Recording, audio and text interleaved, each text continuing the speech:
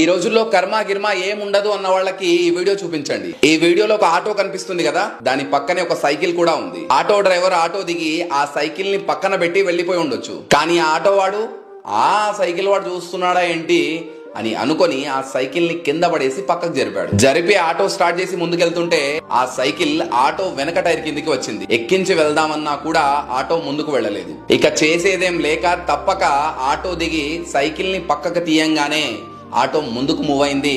వేగంగా చెట్లలోకి దూసుకుపోయి పెద్ద గుంతలో పడిపోయింది. సైకిల్ ని మర్యాదగా పక్కకు తీసి ఉంటే ఇంత నష్టం జరిగేదా? నన్నెవడు చూస్తాడులే అని చెడు చేసుకుంటూ పోదాం అనుకున్నాడు. అదే చెడు ఆటో వాడి మెడకు చుట్టుకుంది. ఇది కలియుగం. ఈ జన్మలో చేసిన పాపాన్ని ఈ జన్మలోనే అనుభవించాలి. అదే విధంగా వేరే వాడి ₹1 అన్యాయంగా గనక తింటే తిరిగి ₹100 చెల్లించాల్సి ఉంటుంది.